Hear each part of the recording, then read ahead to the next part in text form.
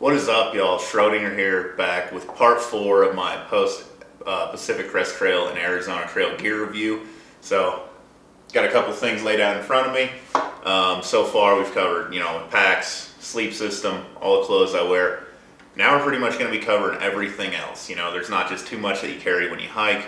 So I'm going to try and cover all of this, and I imagine it'll be about a normal length video. I haven't really thought about it yet. There is more stuff to cover, but it's all pretty simple, and I don't think I'll be, carrying on about it like I did with some other things. Don't really know where to start here, so I guess I'll just start with just kind of work around the table. I'm going to start with my trekking poles. So these are actually Ozark Trail is the brand. If you know anything about Ozark Trail, they just make very budget, very very cheap camping gear. I'm not going to say that it's low quality, because so far everything I've gotten from them has been fairly good quality. Definitely more than worth the money as compared to other things that I've used. Typically for my trekking poles, I use the Cascade Mountain Tech. That's my preferred brand. They're another very cheap, very quality for the money trekking or camping, hiking company, and I just really like their trekking poles. They're very simple. I'm also not a trekking pole snob. This is another thing I could probably make a whole video about, but I don't think you need to spend $160 on trekking poles. It's very, very, very unnecessary. Especially to go and get the carbon fiber, and that's really the only feature that you get is carbon fiber. And in my opinion, saving the 2 or 3 ounces that you save by going from aluminum to carbon fiber isn't worth the lack of durability that you get with aluminum trekking poles. I find aluminum to be much more useful for one huge reason. Aluminum bends, carbon fiber doesn't. And you think oh, why would you want to bend your trekking poles? Well, you don't, but bending something is much better than breaking it. I have used these trekking poles specifically. I got right at the end of the High Sierra, which is roughly mile 1100. So these trekking poles lasted me 2,000 miles. I used another pair of actually the cheapest Cascade Mountain Tech trekking poles that you could buy. They were $20 for the pair. So super duper cheap. Those actually lasted me 2,200 miles. They lasted me all of the Appalachian Trail. And one of them I actually used a little bit beforehand, and yeah, never had any issues with it. They couldn't collapse or extend anymore, but I did get the cheapest ones, and I got kind of a different locking mechanism. These just have the I don't know, this type of clip on them, which I find to be the most useful if you're going to get the extendable poles. So the first ones I used were kind of the twist on. You would tighten them down, and then you could loosen them up. I find those to be a little bit unreliable, because if you get some dirt in them, or inevitably get water, dirt, dust, anything in them, they kind of start to gum up, and they don't work as well. Yeah, those I don't really recommend. The other kind is you can actually just pull them apart, and it's kind of 3 separate pieces, and you can separate them. Those work pretty well. I've seen a few people use them. I don't know if they make those that are adjustable. I think you might have to just kind of get whatever height you are and make it work. But I doubt it. I'm sure they have some that are adjustable. But I would definitely, if you're going to use a trekking pole tent, definitely have adjustable poles, because the length that the trekking pole tent companies want you to set your trekking pole at, you need to be 7 foot tall to use your trekking poles at that length. So that's a time where some adjustable poles might would definitely benefit you. But if you're going to use a freestanding tent or a bivvy or cowboy camp or whatever, You could try out the non-adjustable poles. Those are definitely, I think, a little bit more reliable because you have, no moving parts is always beneficial when you're looking at something with durability and kind of, rougher conditions. But a couple other things, it does have a cork grip. So if you're worried about like spending a bunch of money to get cork grip, these are $40 and I bought them at a tourist trap, so they should have been cheaper. But yeah, you can get these $40. Really the ones I use that are the same as this from Cascade Mountain Tech, those were I think 30 or 20, 25 or 30. And the only reason I stopped using them is because going through the High Sierra, I ended up snapping one in half. Now, I talk about the durability of aluminum. I had bent those poles almost completely in half like 4 times. Definitely like, I think one of them, whenever I finally was like, broke the one in half, the other one was in like an S shape.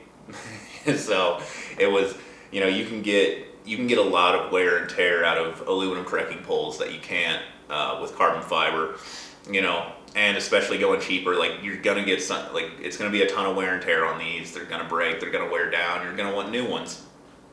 So there's some companies, not gonna name them, that this bottom portion right here to replace this is more expensive than these poles total. They're like $25. So I guess not these poles, but the last ones that I had. It's like $25 just to replace that one piece. So I don't recommend them. I think if you are going to go carbon fiber and want to go, spend a little bit of money on your trekking poles, Lecky is the way to go. I've heard a lot of good things about Lecky. I've never used them. Probably not going to use them just because I like my super cheap aluminum poles. But if you do want to go carbon fiber, more expensive, Lecky is the way to go. They do have, it's another company, lifetime warranty on the poles. I think on the poles, maybe just on the tips.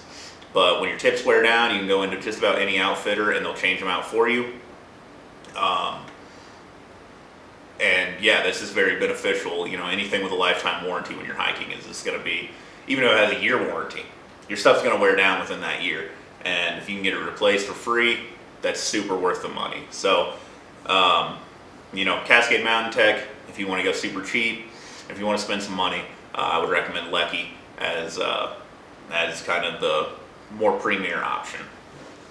So, that's pretty much it for trekking poles. Like I said, there's really not much to talk about. I'll talk about my camp shoes, or my camp shoe. I don't know where my other one is. I looked around for it. It's probably hidden in my truck somewhere. Doesn't really matter. Because I am going to retire these. I've used them for quite a while. But these are the Xero, that's Xero, camp shoes. I don't know. They're just super flat sandals. These are unnecessary. I spent about $60 on these because I thought I got these in Damascus, Virginia on the AT. So that should tell you how long they lasted. But I got them just because I really didn't even need camp shoes. I can walk around in the woods barefoot. I don't really have a problem with that. I have fairly tough feet, so grew up sort of out in the country, so walked around barefoot quite often. That wasn't like a big deal to me. But these are more for town because when you're washing all of your socks, which you inevitably will be. It's not really that comfortable to be walking around in your regular shoes with no socks on, and it's also a good way to get a foot fungus because your shoes are going to be pretty nasty, and it's just really nice to air your feet out when you get into town and not have to worry about that. So I definitely recommend getting some type of camp shoes, but definitely don't spend $60 on them. Go into a Dollar General, spend $3 on some flip-flops. Boom. You got camp shoes. If they wear out 15 times while you're on trail, which they won't, but if they did, it would still be cheaper because you spent $3 per pair than spending $65 on some Xero shoes. But if you want to, spend the money, go for it. It doesn't bother me. It doesn't bother me at all. These yeah, these are kind of nice because they have like the Velcro on them. You can get some different ones that are like a little bit more secure. I've actually seen people hike in these, not exactly these, but kind of, you know, it's basically the same sole and everything, just a different binding system. So they're a little bit more secure. But yeah, I've seen people hiking them, so that's another option that you have. I wouldn't recommend this kind specifically, just because it only has like the one. Just a couple of straps to secure it, so it really didn't stay on my foot that well. The Velcro wore out pretty quickly as it, as it got wet. I use it a lot for like just walking around in the water. If we were like going swimming, I would throw these on because you never know what's in the bottom of the whatever lake that you're walking in. Even if it is crystal clear, you still sometimes rocks get a little sharp, and cutting the bottom of your feet is gonna put you. That's going to set you back for quite a while, because that's not something that you're going to want to hike on. So, yeah, definitely recommend some type of camp shoes. Just don't spend a lot of money. But it's up to you. Like I always say, it's just advice. Do whatever you want. It's hiking.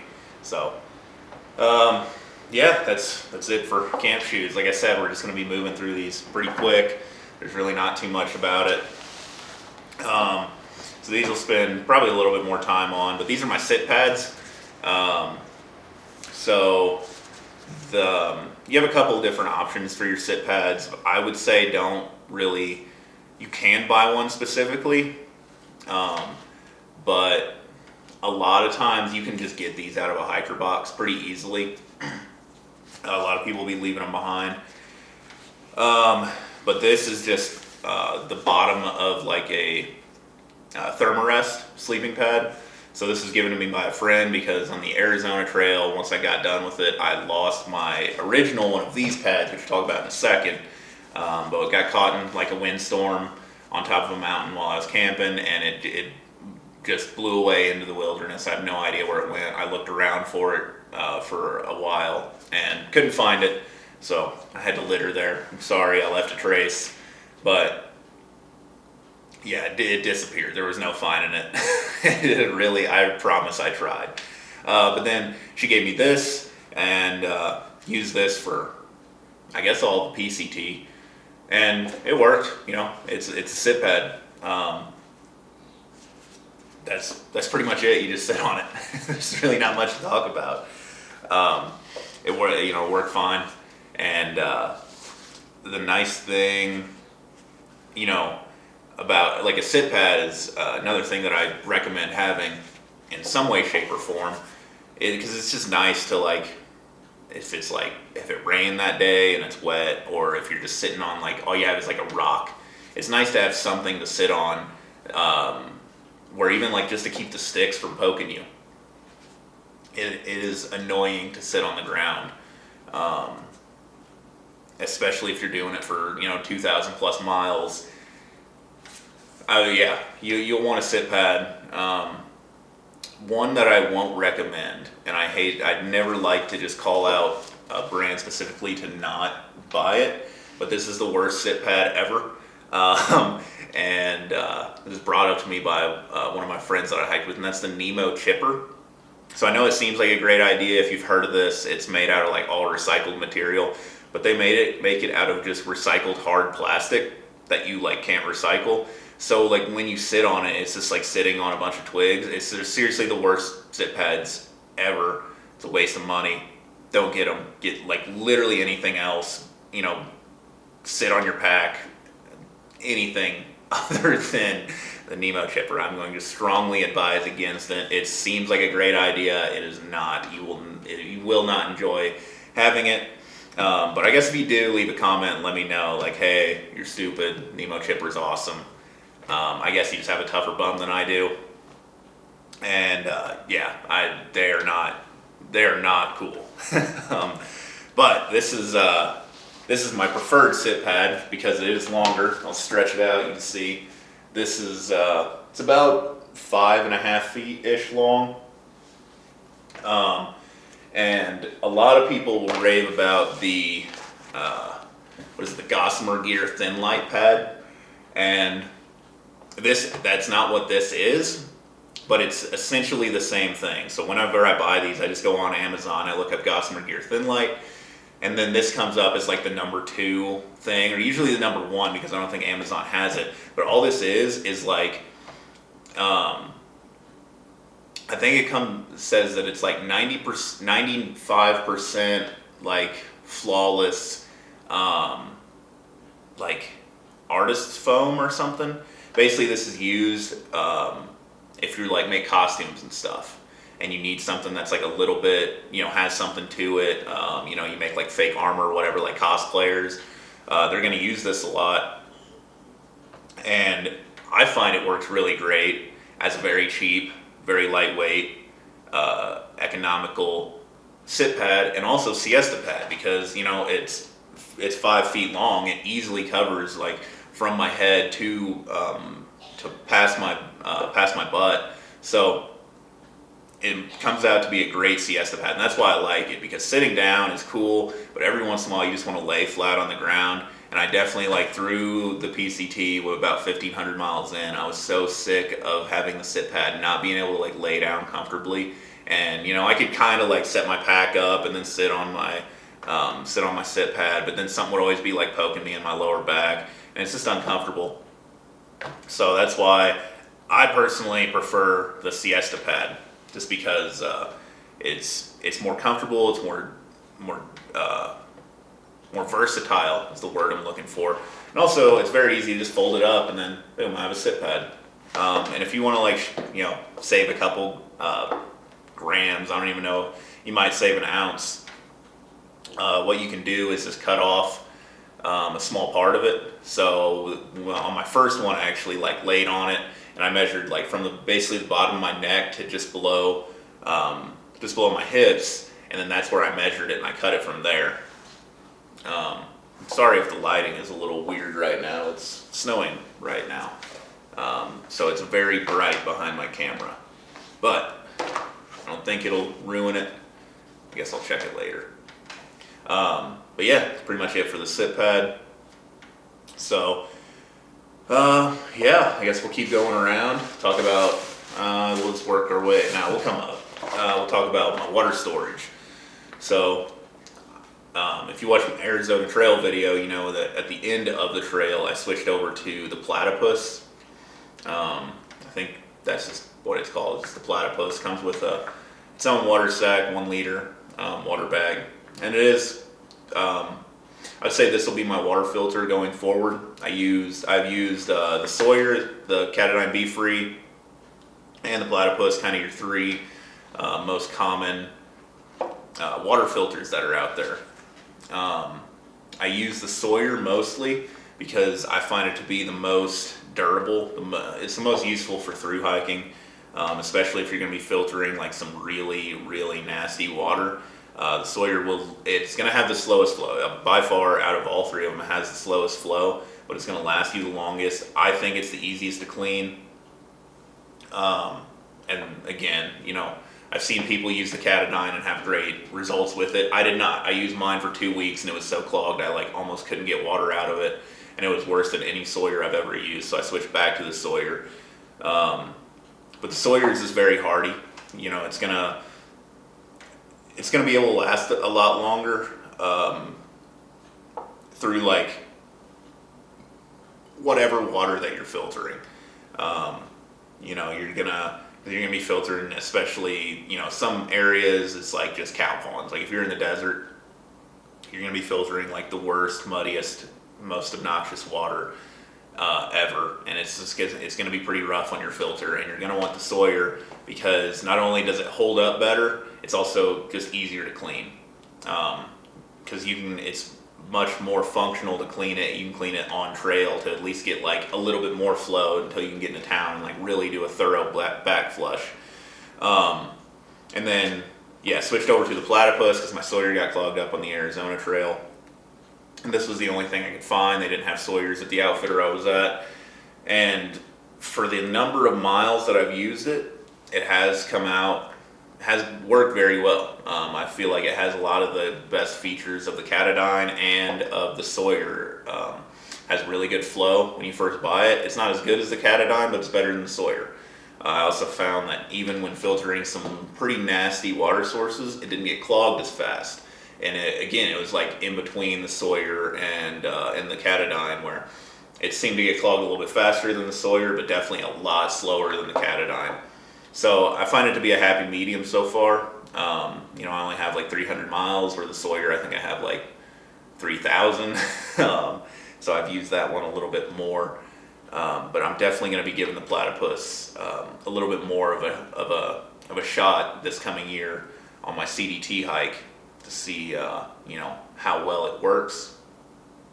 As far as like your bags go, I think I used a CNOC is what most people call them. Like, apparently the company actually says that it's called a Canuck bag. They can say what they want, but I think the way that everyone has taken it so far, it's going to be some serious backtracking for them to get it from CNOC to Canuck. So I'm just going to keep calling it CNOC because it's what everybody knows it as. So until it becomes mainstream to call it a Canuck, I'm just going to stick with CNOC. But yeah, that's your fun fact for the day. It's not CNOC, it's actually Canuck. But yeah, I did use one of those bags. I ended up popping a hole I had a 3-liter bag. I ended up popping a hole in it, a very small one, but once I picked this up, I switched over, and it did last me like, I think all the PCT, or I might have switched over. Maybe I switched over in the desert. No, I actually got it right at the beginning of the PCT, and then used it all the way through, and then it finally, like at the end, got a small hole in it. So they are very durable if that's what you're looking for. They do have a pretty nice warranty with them. If something just breaks on them, you can send them back in. The CNOC is pretty useful. I personally, especially if you need warm water carrying capacity, I personally will probably always get a 3-liter, just because I find I would rather have it and not need it than need it and not have it, especially for the weight. A 2-liter CNOC bag is only you're looking at like a couple grams of difference. All it is just a little bit longer. I wish I still had it, but unfortunately I don't. But yeah, like always, everything will be posted. Links in the description below that you can go, and if you fancy buying any of this stuff, then you can absolutely in your power that you can go and buy it. So continuing on, actually before I forget, so talking about my water storage, my water filtration, I'll talk about my cooking setup real quick, which I don't have because I use a Jetboil. I believe I use the Micro Mo. Again, I'll post it, but Jetboil does have a wide range of different sizes, different shapes that you can use. Mine is a 1/2 liter, and I find that to be enough for just about everything I'm going to cook. The reason I don't have it is because I actually use my Jetboil at work sometimes to like make oatmeal or ramen, just to boil water if I need it. And that just shows how useful it is that I actually use it in my personal life. So yeah, definitely recommend the Jetboil. There's a lot of different like cook systems that you can use. You can try out the alcohol stove or a wood stove if you're a lunatic. I say the isobutane is by far the most useful, the most efficient, the most reasonable, the easiest to use. There are people who use like an alcohol stove and talk about how good it is because you like always know how much fuel you have. I really think that's the only perk to it. You're not going to boil things any faster than like an isobutane stove. It's actually a little bit more of a fire hazard. I think in some places they're actually, so like California or like on the PCT, when you get up to like NorCal, Oregon, Washington, and fire season, I think it actually might be illegal to use them. You're only allowed to use gas stoves. So that's another thing there. And I just, you have to carry around the fuel. It's like in a somewhat open container. It has a chance of leaking. I would rather just use an isobutane. And then even beyond that, among the isobutane stoves, you have a lot of different ones, and I definitely recommend the Jetboil because it boils stuff so much faster. Jetboil lives up to its name. There are a lot of different companies, and like I think the Jetboil, especially like in like windier conditions, it'll boil stuff 2 to 3 times faster than a lot of others. I talked about this, and I'm pretty sure I talked about this in my pre-hike gear video from last year. And you're just gonna boil stuff. I would boil stuff. We'd get into camp with like all my friends. They'd have various other ones, and I would have stuff boiling, ready to eat, or like cooking, ready to eat, and then I would eat my food, and they'd still be trying to boil their water, and would eventually, just seeing that I had already eaten, just give up and throw not even boil their water, but just like have warm water for their ramen, not boiling. And then you end up with crunchy ramen and whatever. So I always felt like I was winning there, and it just it really cemented it. Every time we got into camp, I would be done eating and like laying there in my sleeping bag warm while they're like still struggling just to boil their water. And those like experiences really cemented the Jetboil is like my cooking device for as long as I hike, and still so far that's what I use. I did cold soak for a bit in the summer, and then switched back to the Jetboil because eating cold food, cold ramen and cold mashed potatoes, because that's like your options are very limited.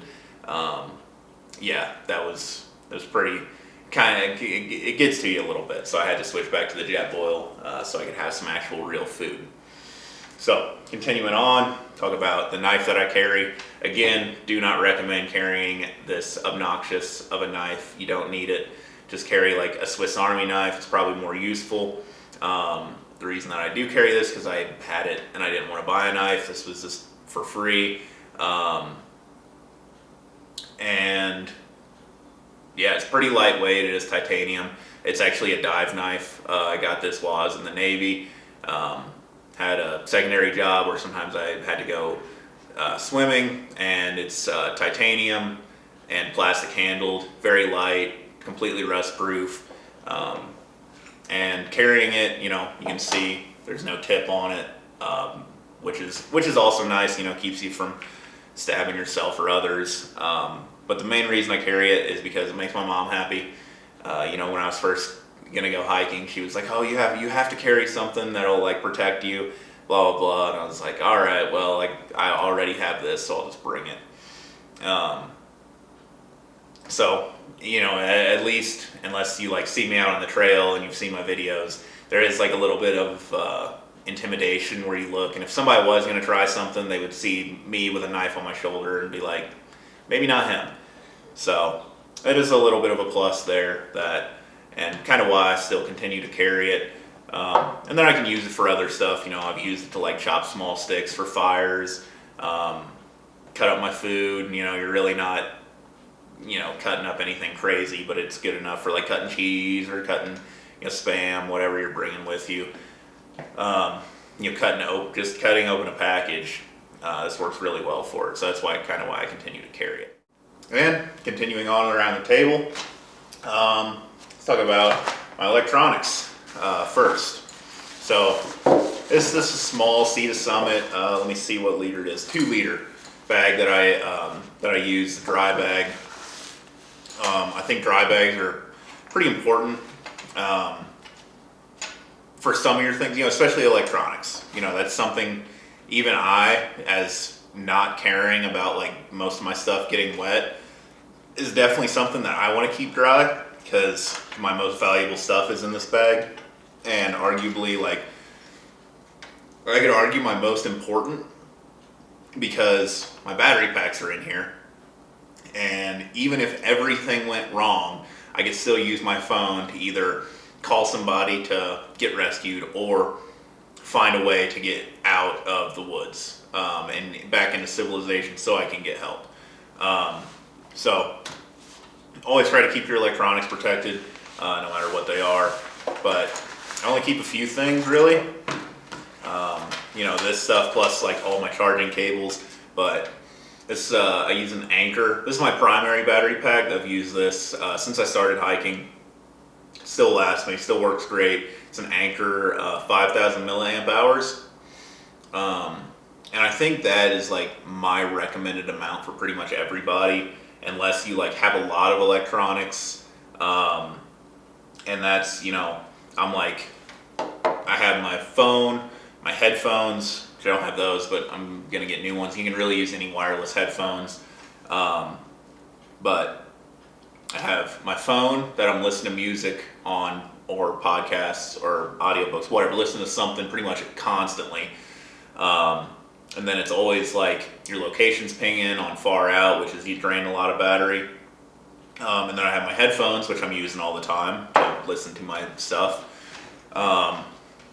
And yeah, this 5,000 milliamp hours has lasted me. I think I did 7 or 8 days through the Sierra.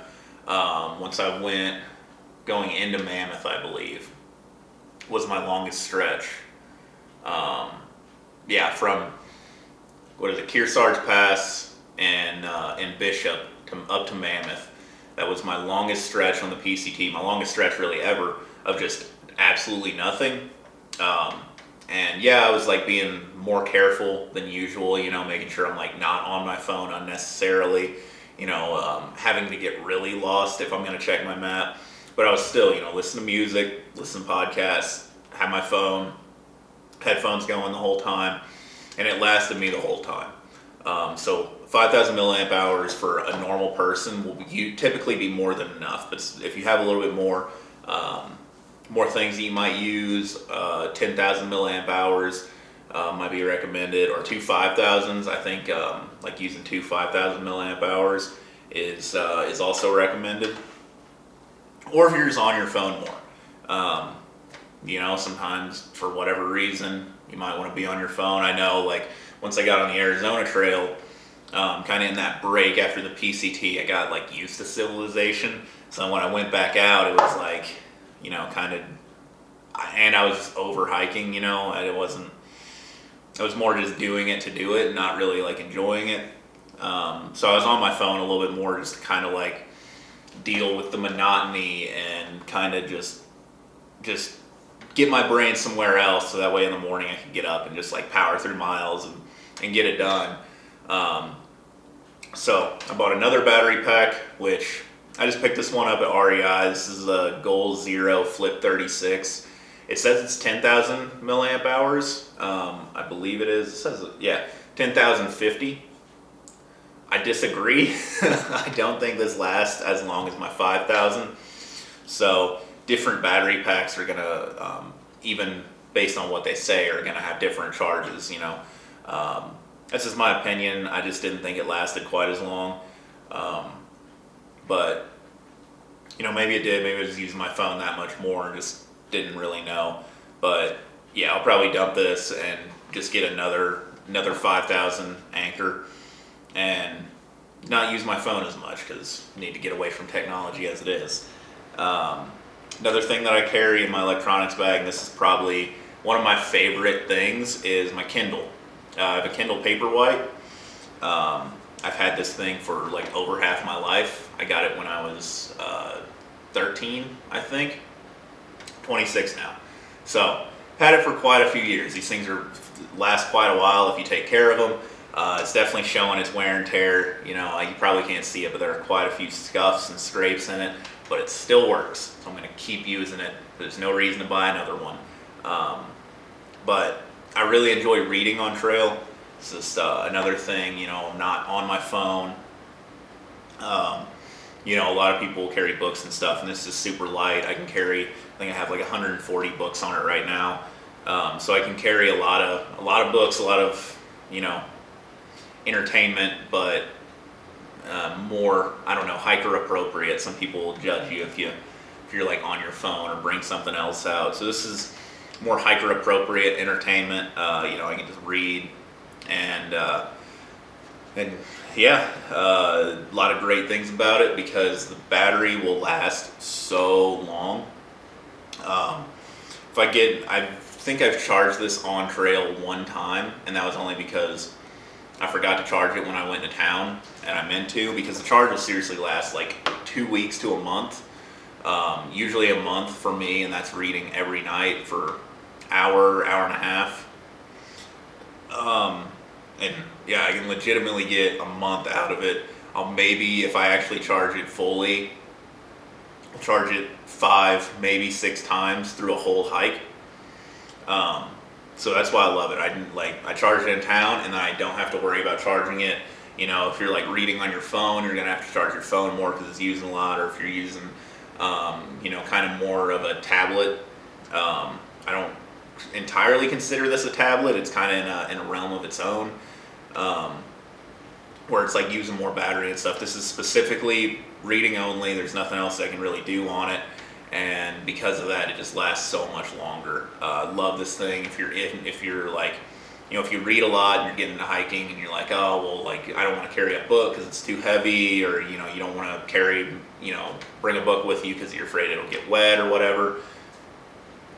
Kindle Paperwhite, definitely the way to go. Seriously, one of my most important things that I hike with, because just being able to get into camp, set everything up, and then just to decompress and kind of get my mind away from hiking for a little bit, and I can just read a chapter or 2 or 3, or if it's really good, I might lose some sleep and spend way too much time reading. I've definitely done that more than once. And yeah, I can just kind of get out of that mindset and just de-stress a little bit, and then again, once I wake up in the morning, I can just get back at it, and it's like I'm ready to hike again because I'm not as mentally just worn out, or I had a shift of mentality just from reading my book a little bit. So yeah, I love this thing. I love carrying it. Definitely, again, if you enjoy reading, I definitely recommend bringing it with you, and just having it for when you hike.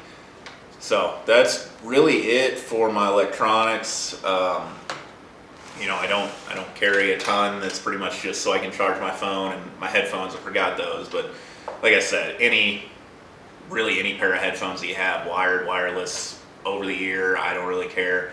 Just don't be one of those people who plays your music out loud. That's annoying.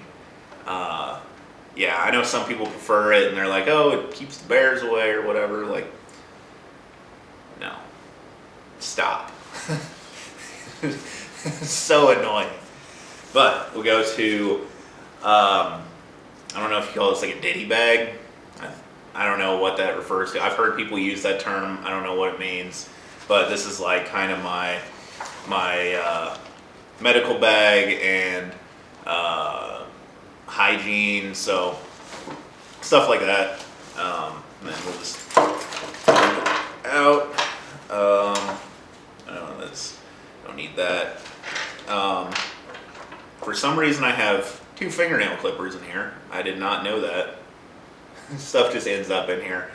But yeah, fingernail clippers and toenail clippers, very big deal on trail, especially for your toenails, because if you let them grow a little bit too long, they're going to get mashed in. You're either going to get an ingrown toenail or you're going to lose it, and that's going to hurt. I have kept good enough care of my feet that I've never once lost a toenail on trail.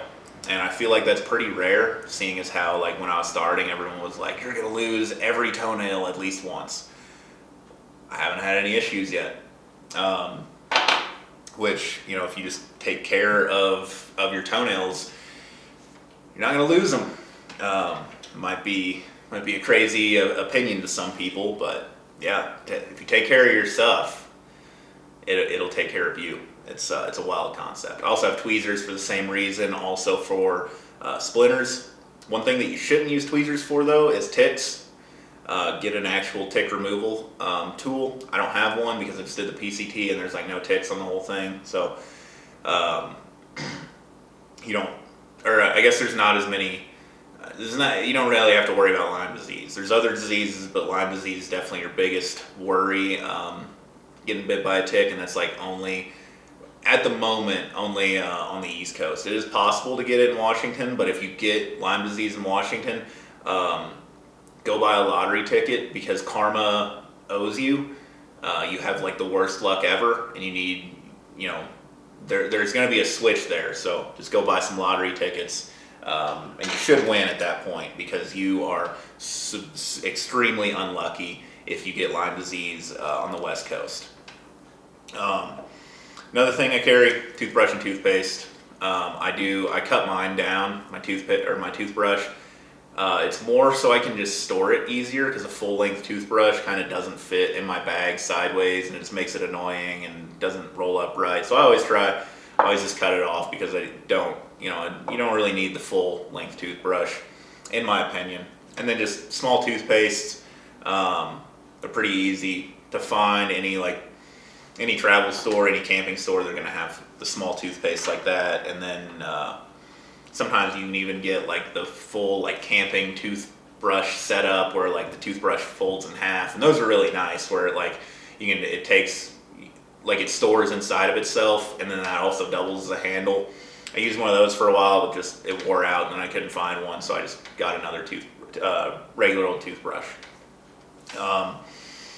Another thing is soap. Soap is very important. I personally prefer Dr. Bronner's, is because it's all natural, fully biodegradable, so you can use it. A lot of people still be a little bit conscious of washing your hands in a stream or something. But me personally, if I see somebody doing it, I don't have a huge issue with it as long as they're not upstream of me while I'm getting water. Just because it is completely all natural. You're not going to make a huge impact with the tiny amount of soap that you need. Plus, this is super concentrated. So I wash my hands at least once every day, and I'll try and get this as close as I can so you can see. This was full when I started, and there is the line. At the top of my finger is how much soap I used. And that's not because I'm disgusting. Hiking kind of is, but also, you just don't need a lot. 2 or 3 drops is all you need to wash your hands, and then you can just continue on. And this will last me multiple hikes. So you can use it for quite a bit. The next thing in my med bag, or hygiene bag, that's what I'm going to stick with, hygiene bag that I carry, is the water bottle bidet, the camping bidet. Another piece of camping gear that I think is, for me, almost essential. It'll change the way you poop in the woods so much better. I don't really know how else to put it. It's much cleaner, more hygienic. If you're weirded out about using a bidet, just remember that this is how most of the world does it, besides America. And toilet paper's, really, if you think about it, kind of gross. Because if you got poop anywhere else in your body, would you just wipe it off with some paper? No, you would actually clean yourself. So that is kind of why I use a bidet. Also, and probably my biggest reason, it's much better for leave no trace. Some different, I think the AT recommends this burying your toilet paper, where the PCT, if you look at their leave no trace, they do not recommend burying. Through personal experience, I do not recommend burying it. I've been to some places where it looks like a bunch of ants are surrendering to you. There's white flags just flapping on the ground everywhere, which is gross. No one wants to see that. No one wants to deal with that. So this keeps you from having to bury your toilet paper. And also, if you're going to be more conscious of it and decide not to bury your toilet paper, your other option is to pack it out. And I've never had any desire to do that. I've never wanted to throw all my used toilet paper in a gallon Ziploc or whatever bag and pack it out with me. That seems like even more gross than any other option. If you're tired of packing out your toilet paper and dealing with that, definitely recommend the bidet. I think it's awesome. It helps with a lot. Just the overall cleanliness of yourself, and it's also why It's good to carry the soap. Well, it's definitely necessary to carry the soap instead of just, instead of just a hand sanitizer, which I think is more hygienic in the long run. It may not seem like it if you're just using, if you're using a bidet and you're like, oh, you have to touch your butt. You end up washing your hands. So I've never once gotten sick on trail. Now I got to think for a second. Yeah, I've never really gotten sick. Knock on wood, but I've never gotten diarrhea. I've never gotten noro. I've never really had any of the major like hiker things that most people get. And I really contributed to using the bidet, to forcing me into washing my hands, which a lot of people just don't do.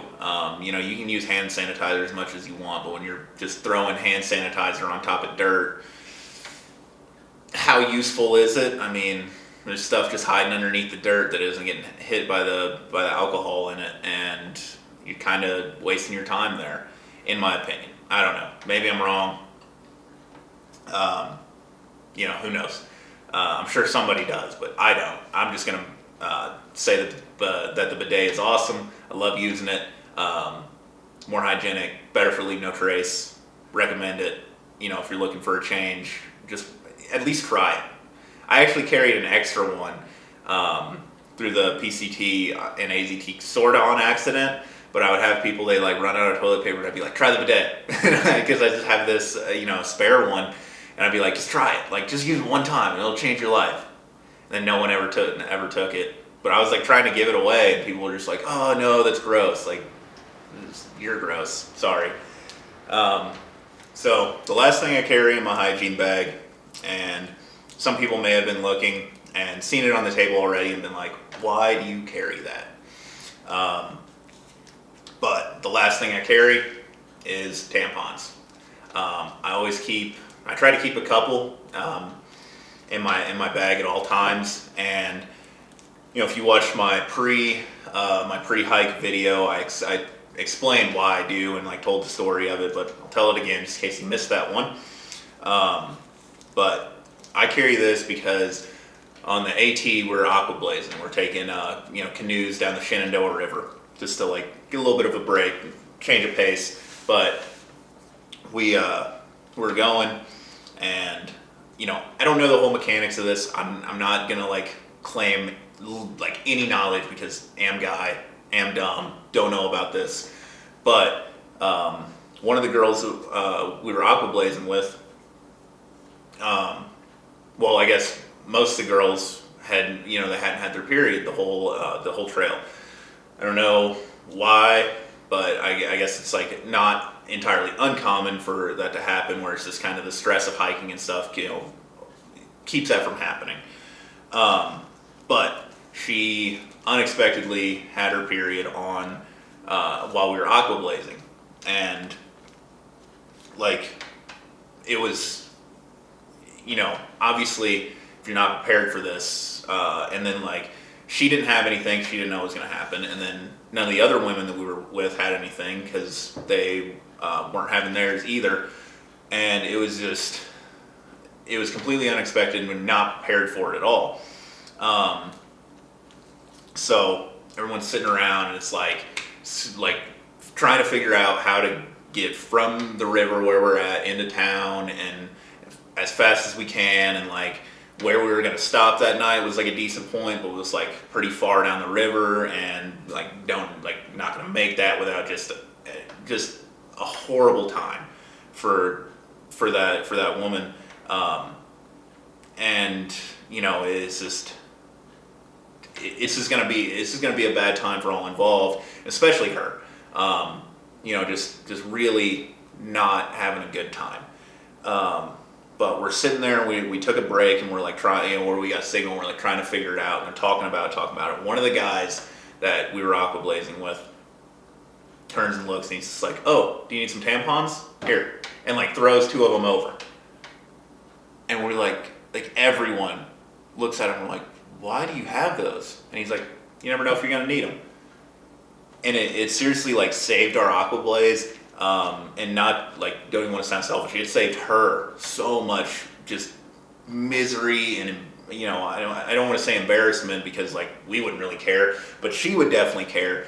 So just a lot of pain, a lot of suffering, and just bought us the time to like get to our next stop near a road, get into town, and get everything figured out and situated for her. And it was just such an unexpected thing that this guy was just carrying a couple tampons with him.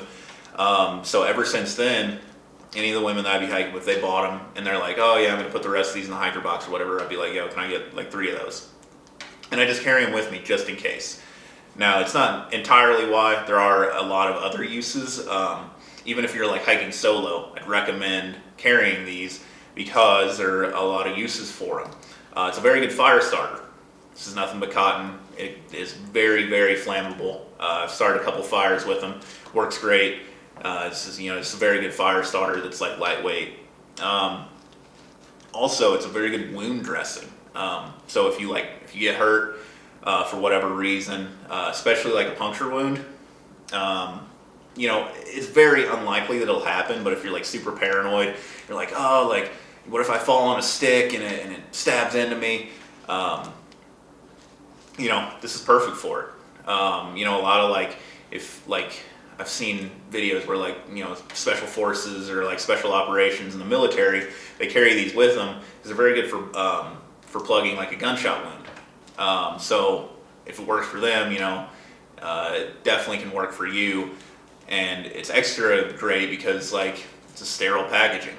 As long as you keep, you don't let the package wear down. This one's pretty old, so I need to throw it out before I go on my next hike. But it is very useful for that, any puncture wounds, just any type of wounds in general will be very good for just putting something sterile on top of that wound and soaking up, the blood that's coming out and being able to like get that. So, very unlikely to be used in that manner, but it is possible. And like I said, if you're like very paranoid, definitely like something to carry, just because it's multi-use, which is always good and can be used in very minor, not urgent situations like starting a fire, and very amazing, like super urgent, like this is an emergency situation, like you fall on a stick and get stabbed. Be prepared for anything. I'm usually terrible at that, but this is my one thing where I try to be prepared as much as possible, and it is very useful, very multi-use, so that's why I carry it. That is pretty much it. Yeah, that's it for my hygiene bag. I don't have anything else in it. I will say one thing that I do carry that I don't have currently on me is I always carry chapstick, and I try to carry Carmex chapstick. I think that's what it's called. It's like the yellow tube with the red cap. I find that to be the most useful because it's medicated. I'm not a regular user of chapstick. I try to avoid it. Just my thing. I don't like using chapstick. I don't find it necessary. But when it is necessary, it's usually like I have, I'm not using it as a preventative measure. I'm using it as a corrective measure.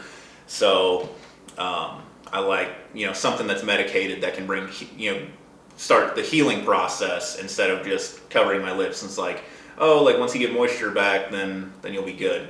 So I like to carry the Carmex. That's also multi-use because I've put it on if I chafe.